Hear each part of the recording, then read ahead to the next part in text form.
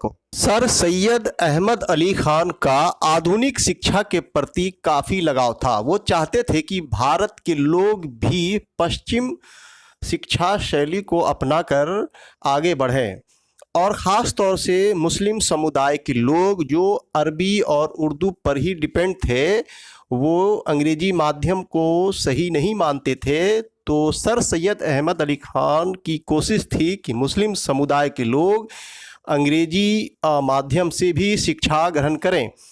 तो उनका सपना था कि अंग्रेजी माध्यम से शिक्षा ग्रहण करने के लिए एक संस्था की जरूरत पड़ेगी, तो उन्होंने अलीगढ़ यूनिवर्सिटी की स्थापना की। बाइबिल की अवधारणा आदम और ईव पर टिकी हुई है, एडम और ईव की कहानियों पर टिकी हुई है। एवोल्यूशन का सिद्धांत जो है चार्ल्स डार्विन का, विकासवाद का सिद्धांत, इसमें चार्ल्स डार्विन कहते हैं कि एक कोशिकीय जीव संघर्ष कर बहुकोशिकीय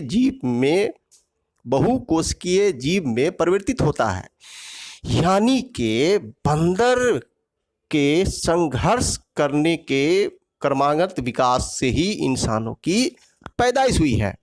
हालांकि बाइबिल में इस तरह की बात नहीं है, बाइबिल में डायरेक्ट आदम और ईव की बात होती है। तो फिर चार्ल्स डार्विन के जो ये सिद्धांत हैं, ये धर्म की सत्ता को लगातार चुनौती दे रहा था और चार्ल्स डार्विन का जो ये सिद्धांत और बाइबिल की अवधारणा के बीच जो टकराव थी, ये पूरी दुनिया में एक क्रांति के रूप में देखा जा रहा था। दोस्तों, सर सैयद अहमद अली खान जो भारत में रह रहे थे, वो चार्ल्स डार्विन से काफ़ी प्रभावित थे। तो सर सैयद अहमद अली खान का काफ़ी विरोध होने लगा, चूँकि वो डार्विन के सिद्धांत को सपोर्ट कर दिए थे। चूँकि कुरान में भी आदम और ईव की ही कहानियाँ जो बाइबिल में है उससे मिलती जुलती है, तो डार्विन के सिद्धांत का सपोर्ट करना सर सैयद अहमद अली खान का, तो फिर यहाँ भी भारत के अंदर जो मुस्लिम धर्मगुरु थे, उनका प्रतिशोध का सामना करना पड़ा सर सैयद अहमद अली खान को। सर सैयद अहमद अली खान का आधुनिक शिक्षा के प्रति काफ़ी लगाव था। दोस्तों, सर सैयद अहमद अली खान का अंग्रेजी शिक्षा के प्रति लगाव देखकर मदरसा में और इस्लामी उलमा के बीच खलबली मच गई कि भाई ये तो गैर इस्लामी बात करते हैं। मदरसों के मौलवी साहब और इस्लामी उलमा का सोचना था कि अगर अंग्रेजी माध्यम से यदि शिक्षा प्राप्त की जाए, यानी आधुनिक शिक्षा यदि युवा प्राप्त करते हैं, तो उनका ईमान कमज़ोर हो सकता है, वो भटक सकते हैं। चूँकि लगातार यूरोप के अंदर पुनर्जागरण काल में बाइबल पे सवाल उठ रही थी, चूँकि विज्ञान की प्रगति लगातार बाइबल की अवधारणा पर सवाल उठा रही थी। तो इसी बात का डर भारत के मदरसा के मौलवी और इस्लामी उलेमा को सता रहा था। उनको धर्म गुरुओं का, यानी कि इस्लामी धर्म गुरुओं का प्रतिशोध का सामना लगातार करना पड़ा। उनके बारे में तो कहा गया कि वो क्रिश्चियन होने जा रहे हैं, वो अंग्रेज़ों के एजेंट हैं, उनका ईमान कमज़ोर हो चुका है, वो गुमराह हो चुके हैं, और इस तरह की अनेकों बात हुई। और आप खुद मौलाना के मुंह से सुनिए। यहाँ पर सर सैयद पे कुफ्र का फतवा लगा। उसके अकायद ये जो उसकी तर्जुमा कुरान में मौजूद है, वो कहता है शैतान कोई मखलूक नहीं है, इंसान के बुरे ख्यालात शैतान है। नबी पाक सल्लल्लाहु अलैहि वसल्लम को महराज नहीं हुई इसलिए कि एक इंसान के लिए मुमकिन नहीं कि आसमानों को चीर कर फाड़ कर महराज पर चला जाए।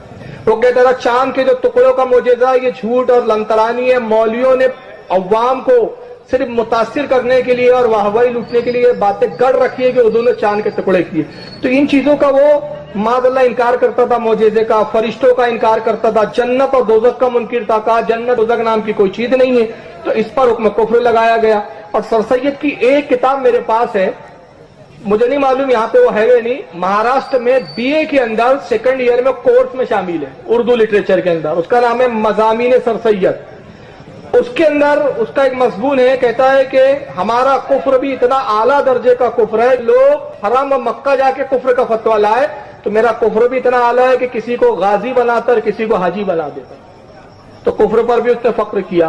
तो इस बुनियाद पर उसमें हुक्म कुफ्र है सर सैयद पर। बहुत बड़ा मुल्क गुजरा है इस दुनिया में, हदीसों का मुनकर था, लेकिन परवेज की तरह मुनकर नहीं था।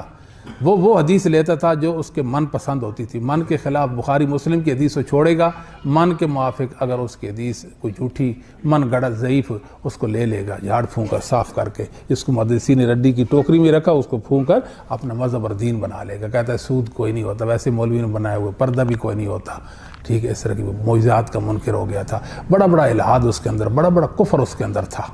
सर सैयद से बड़ा दुनिया में हमारे बरसगीर पाक हिंद मैंने काफिर को नहीं देखा। ला इलाहा इल्लल्लाह अगर मुझे आप ले जाएं मकाम इब्राहीम और हजरत के दरमियान में खड़ा होकर कसम उठाओ, अपनी कसम में झूठा नहीं हूँ, सर सैयद इतना बड़ा काफिर था, बहुत बड़ा काफिर, बहुत बड़ा। न जन्नत को मानता था न जहन्नम को मानता था। कहता है जन्नत से मुराद, जो जन्नत लफ्ज़ कुरान में ऐसे मुराद ये दुनिया के नज़ारे, ये खुशनुमा सिलसिले, ये जी हाँ जी मुराद। मैंने काफिर जन्नत में, मुसलमान जो नबी पे ईमान लाए कुरान मानते वो काफिर, वो जहन्नम में, ये मुराद उस आलिम की। जहन्नम से मुराद ये लोड शेडिंग, दुनिया की सख्ती, ये गर्द गुबार। हाँ जी